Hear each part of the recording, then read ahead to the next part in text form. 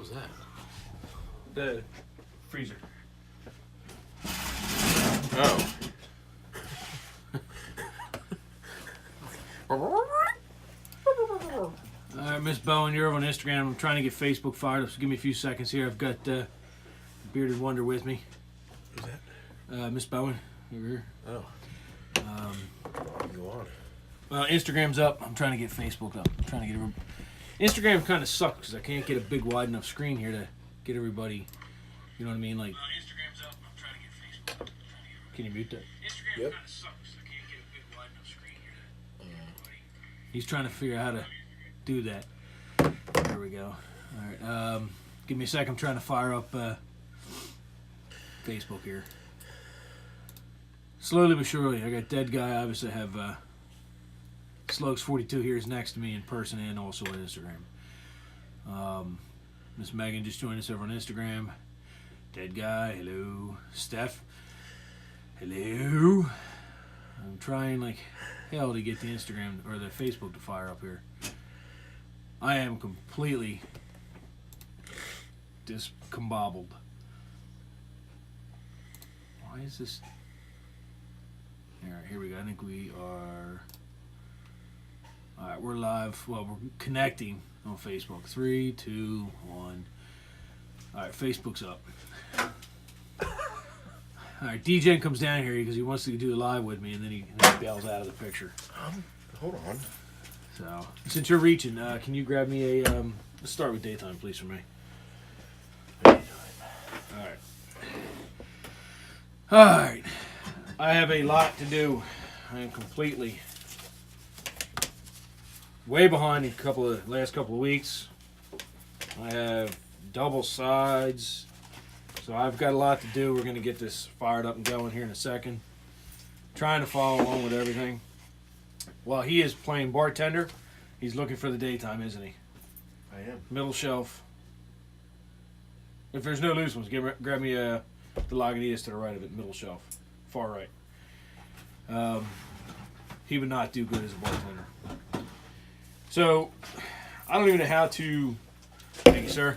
I don't even know how I'm going to approach this list because I have not gone live in a couple of weeks. Other than a couple of weeks ago, last Saturday. Was it last Saturday that I shaved my head? Yes. So last Saturday I shaved my head with Tommy Barron from Tommy Marauder on Instagram. Those on Instagram can see here I've got this guy with me. He's also listed as Slugs42. Here, we'll show off bald heads. A little close up. A little DJing close up over here. Facebook, you see how we do this with the Instagram feed. I wish Facebook and Instagram would allow you to run together. Here we go. I got that. How did I do that one? I figured that out, didn't I? All right, let's get right into it. Because again, I have a lot here. I'm going to try and work backwards. I may be in or out of order. I'm not sure how I'm going to pull that off.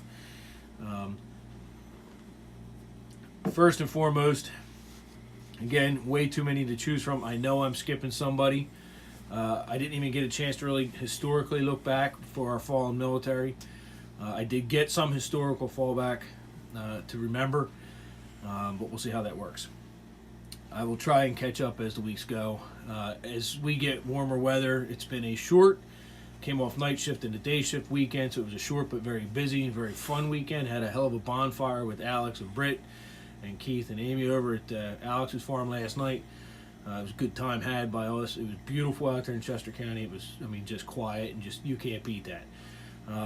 We had Friday night, we had a elementary review for the kids, and that was a good time. They enjoyed themselves. Late night as well. So it's been one of them fast and furious weekends. As they should be with family and friends. But anyways, Police Officer Paul Rutherford, Phoenix Police Department, Arizona. End of watch was March 21st of this year. He was also a U.S. Air Force veteran. He was struck by a vehicle. He was out on a crash scene, I believe, and struck by a passing vehicle. Here locally, Philadelphia Fire Department lost firefighter Michael Bernstein. He was with Engine 78 Philadelphia International Airport. He had a medical emergency on Wednesday, March 20th, 2019. Young guys here. All right, medical emergency. Kittis County Sheriff in Washington State lost Deputy Sheriff Ryan Thompson on Tuesday, March 19, 2019, to gunfire. He had it was some type of disabled vehicle that led into a pursuit. They went into Kittis, I think it was Kittis City, I believe it was, and a city PD officer backed him up, and the driver got out shooting. He wounded the city officer and killed Deputy Thompson, but they both returned fire, killing the subject. Our military is currently, as they are still overseas overseas in Afghanistan and Iraq and Syria, taking a fight to the bad guys and the idiots out there in this world. But our military is also here training, and they're training hard. They're training to do the real thing. So this week here, last week, we lost Sergeant First Class Ethan Carpenter of the 75th Ranger Regiment, Special Troops Battalion, in a parachute training accident. He was 30 years of age, from Trumansburg, New York. Again, a Sergeant First Class. I mean, this guy is the top of the line of the NCOs, and a young guy. I mean, top notch. Numerous combat deployments. They lost a hell of a guy. I mean, there's just it's hard to replace that kind of leadership. Just recently here, in the last couple of days, and I actually just noticed here on my sheet that I forgot to put the date, but they just released within the last 24 hours the names of these two fallen soldiers from Afghanistan. Sergeant First Class Will D. Lindsay, 33, of Cortez, Colorado, was with the 2nd Battalion, 10th Special Forces Group, and Specialist Joseph P. Collette, 29, of Lancaster, Ohio, with the 242nd Ordnance Battalion, 71st Explosive Ordnance Disposal Group. Both these gentlemen were serving in the Kunduz province of Afghanistan, and both were killed in a small arms fire. Again, this was just in the last couple of days. All right, so I'd say that 48 hours, I think it was. So our troops are still taking the fight to these not ISIS, but ISIS and Al Qaeda and the whole works. You get it? They're out there taking a fight to them. Let's face it. We'd rather them do their nasty deeds over there than having these idiots in our home country. But our guys and girls are out there still serving, still training, and training hard to take the fight to these guys. So we don't forget them. I'm going to flash back to 12 March of 1991 in Desert Storm. I obviously have very personal reasons for this one. On the 12th of March 1991, the 36th Medical Detachment, 82nd Airborne Division, Medevac UH-60A, tail number 86-24546, was flying a medical mission with 2 Iraqi prisoners that were on board as well for treatment when their helicopter went down in Operation Desert Storm. First Lieutenant Joseph D. Max, 38 years of age at the time, from Roseburg, Oregon, and Chief Warrant Officer 2 Patrick A. Donaldson, 30, of Corrigan, Texas, Sergeant Michael S. Smith, 25, of Erie, PA, and Specialist Kelly D. Phillips, 22, of Madison Heights, Michigan. These guys, like I said, were flying a medical mission with 2 Iraqi prisoners, trying to get them medical attention. That's why we're the greatest country in the world. We help even our enemies. And these gentlemen sacrificed everything to try and get these guys the medical help and care they needed. The wreckage was found a couple days later by their fellow cohorts, and they were out flying looking for this downed aircraft and found it. And like I said, they confirmed that all 4 were killed along with the 2 Iraqi prisoners. So we don't forget them. It's been, I just can't do the math right now, 28 years, right? No, 29 years. Next year will be 30 years. This one here, again, this one kind of hits and stings a little bit because I know a couple guys that were involved in this. One of them was probably one of the most honest, sincere, nice guys that I have ever met in my entire life. I didn't get to directly serve with him, but he was in my platoon. And I'm talking specifically about Staff Sergeant Harry L. Momoa from Charlie Company 2505. But he, along with 23 others, in the Green Ramp disaster that occurred on 23 March 1994 on Pope Air Force Base, North Carolina. A F-16 and a C-130 had a mid-air collision over the airbase as the F-16 was doing a flame-out practice. And the pilots tried to power up out of the F-16, tried to power it up and out of the area, and unfortunately the plane basically disintegrated as they were trying to get out of there and had to eject. And when they did, the wreckage went down into the Green Ramp area where the 82nd and all the other paratroopers from the Green Berets and whatnot would stage to prepare to get on aircraft to jump. 80-some paratroopers were wounded in the ensuing crash as the debris of the F-16 slammed into a C-141 Starlifter, and the fireball and debris went right into all the paratroopers that had been rigged up and were preparing and ready to jump on a parachute training jump. 2nd Battalion, 504th Parachute Infantry Regiment, they lost 20 of their soldiers that day. And 2nd Battalion, the 505th Parachute Infantry Regiment, my old unit, lost 4 from that day. And it was Staff Sergeant Daniel Price from Bravo Company, who I knew as well. Staff Sergeant Momoa, which was from Charlie Company, again, one of the nicest, honest guys I've ever met in my entire life. I did not know Staff Sergeant Mark Gibson from Bravo Company and Staff Sergeant Waddington Sanchez from HHC. I met him a handful of times and do know him by name, and that he was a hell of a guy. But along with all the guys from 504th, I mean, it was an absolute disaster. They marked the anniversary in Fayetteville, not yesterday, the day before. It was the 25th anniversary of this. 25 years ago. It's unfortunately, it seems I was home from the service just over about a year and a half. I was just about to start the police academy, and when this happened, we didn't have the news reports we have now, and I found out slow and methodically who was all involved. And like I said, when I found out it was Sergeant Momoa was one of them, it hit pretty hard. Like I said, one hell of a guy. H- to them. All right, this next gentleman, I honestly have not been able to check up and follow up in the last couple of days, and I actually saw Scotty Price the other day. I meant to ask him, see how he was doing. But Fire Captain Dave Smiley Jr. from the Minquist Fire Company and Lebanon City Fire Department. Captain Smiley is a volunteer with Minquist Fire Company in Delaware, but he's also paid fireman with Lebanon City Fire Department. He was injured March 14th, 2019 in a house fire.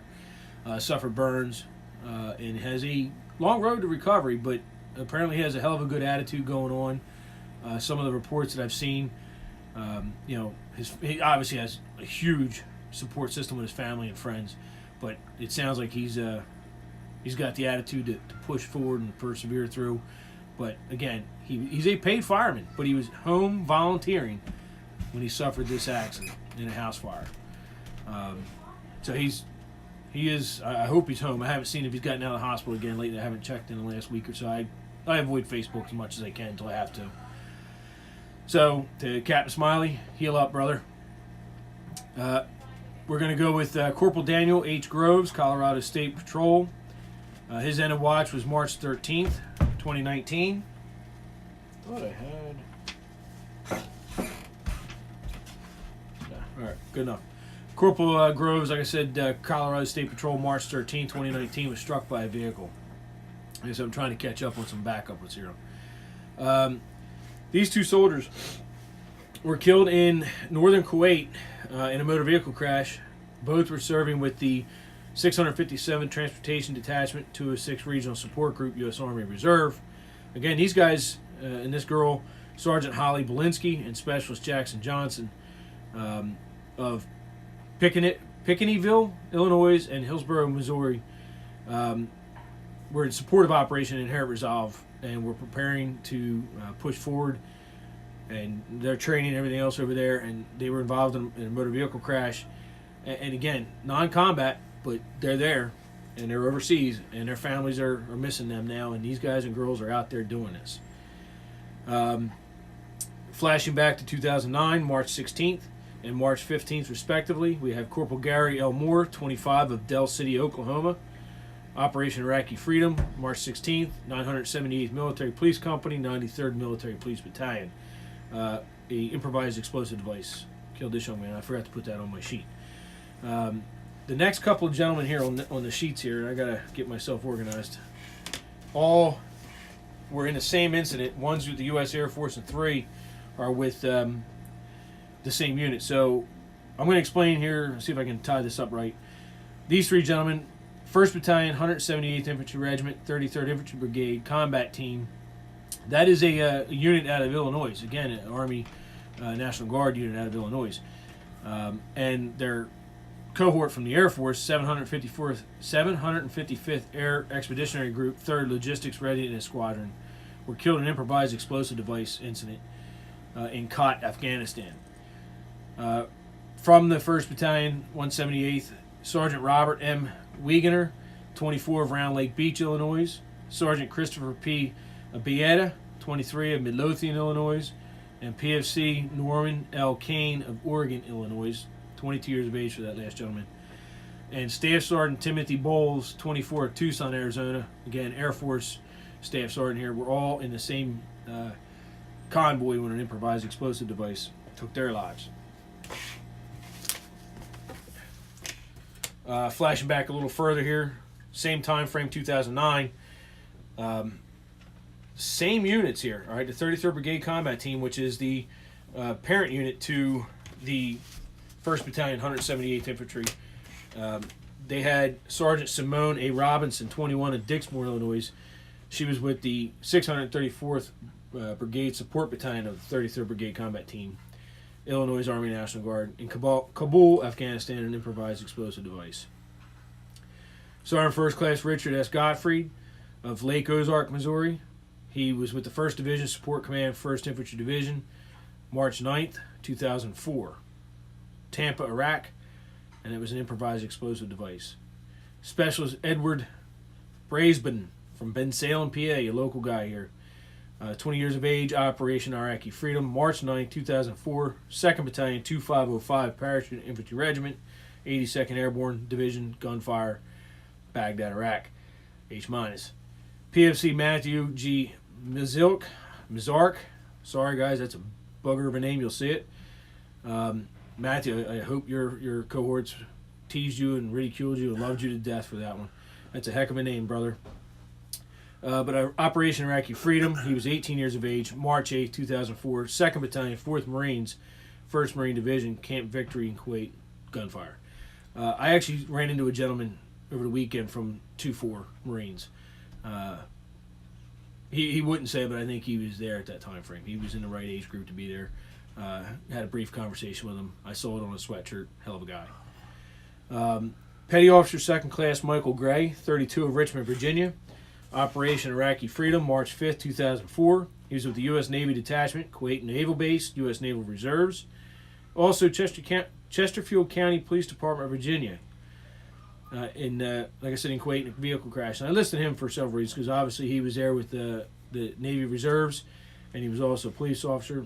Again, I was born and raised for a couple of years, 8 years or so, in Chesterfield County, Virginia.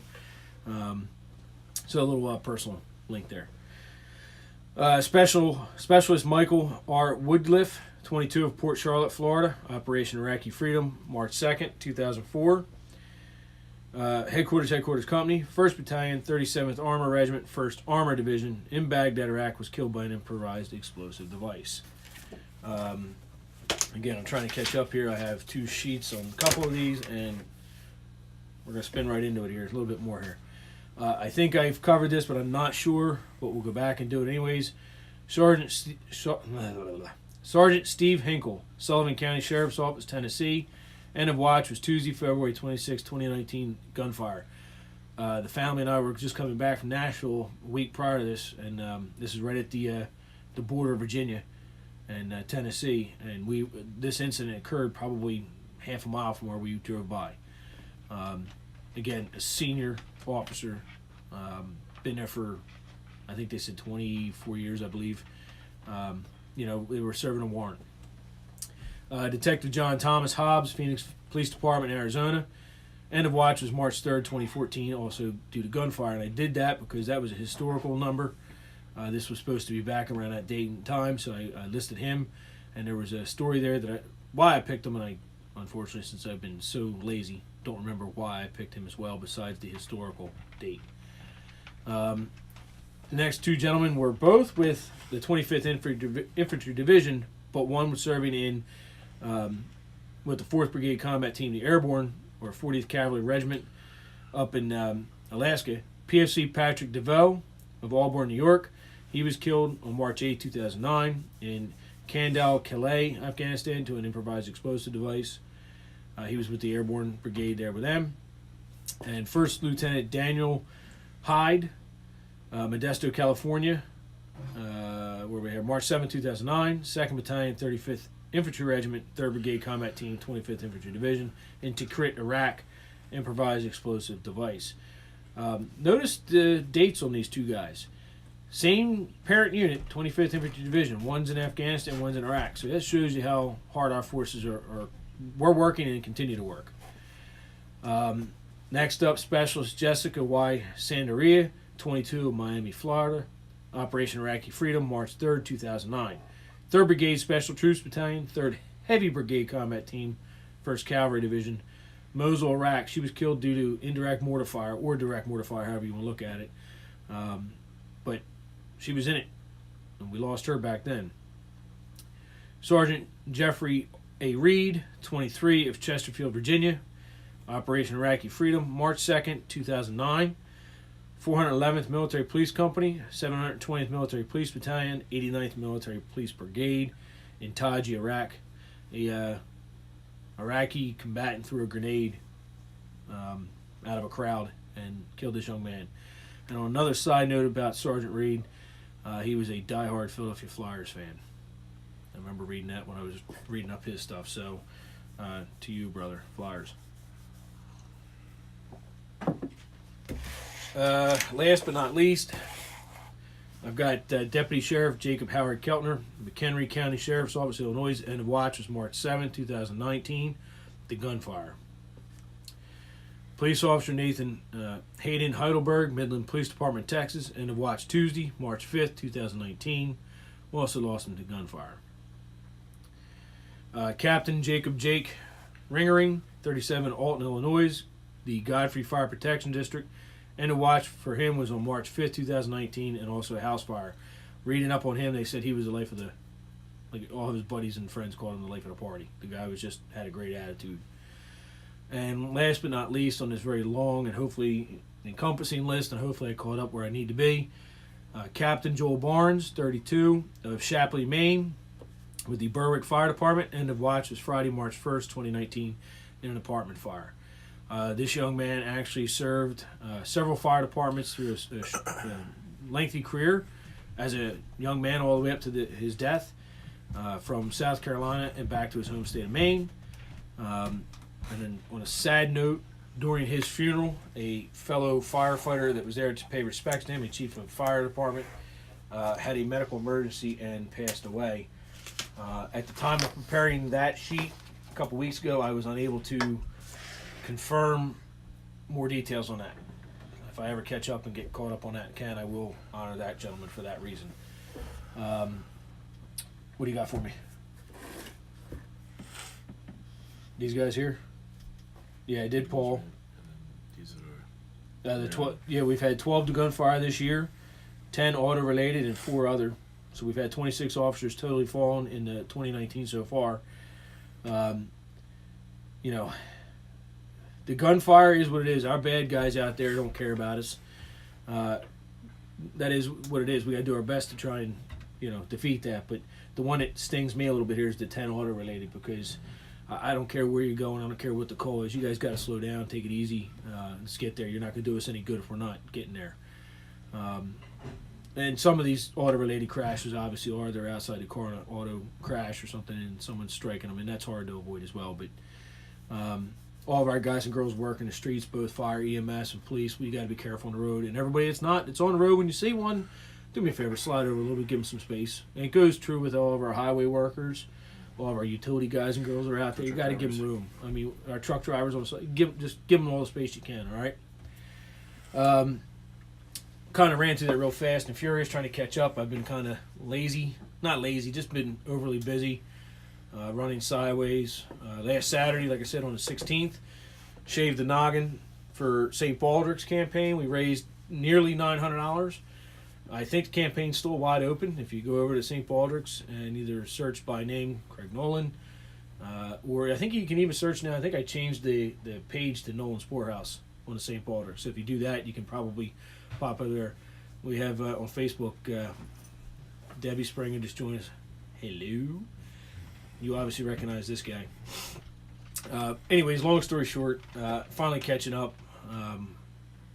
We try to do it whenever we can. Sometimes we just get too busy. Last Sunday was St. Patty's Day. I was working night shift and just did not and was unable to go live last week. My excuses are excuses. We'll try and go live when we can. Thanks to this guy right here, I got on live today, or else I was probably going to be lazy and just do the pictures because we needed to slow down here in the house. We've been running hot and heavy for the last couple weeks, and we need to take it easy. The girls are outside running around like lunatics. You saw that. We had a nice, right before we went live, the fire alarm in the house went off. Still not really sure why. We're not on fire, so that's a good thing, but I think it was steam related. The wife was upstairs taking a very hot shower, and I think that's what it was. So here we are. We are always thinking of our fallen, always thinking of our guys and girls that are going on the street tonight. Those are going to be going to work tomorrow.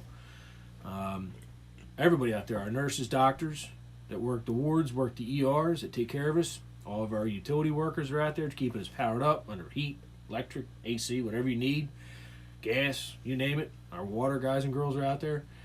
That's pretty much it, I think. As always, watch out for each other. Watch each other's backs. All right? If you're in that dark spot, take a few minutes and get out of it. All right? Call somebody, reach out. Take 5 minutes and just let someone know that you need a couple seconds. And hopefully that's a couple seconds that get you squared away. All right? We need to have everybody here. We can't lose anymore. All right? Anything else?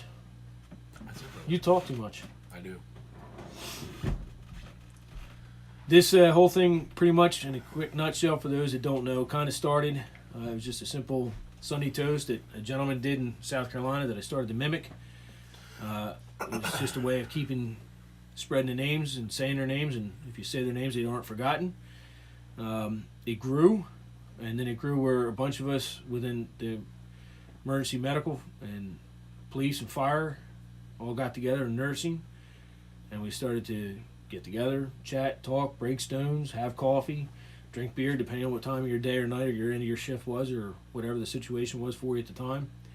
And this is the kind of reason why Nolan's Poorhouse exists and why we do this. Again, a lot of reasons because of this guy and a couple others. We always do this, and it's our small attempt to try and say these names because, again, I have a large stack, as we all see right here, of our fallen from the past, from our recent, that we continually try to say their names, and they'll never be forgotten. I don't care if you talk about them or read about them for 5 minutes. If you take those 5 minutes and do that, they are not forgotten. So there we go. That's it. Talk too much. It's been a long one. I think we're at 20, I can't even read that, 26 minutes. So, long enough. Solancha. Be safe, boys and girls. Solancha. Solancha.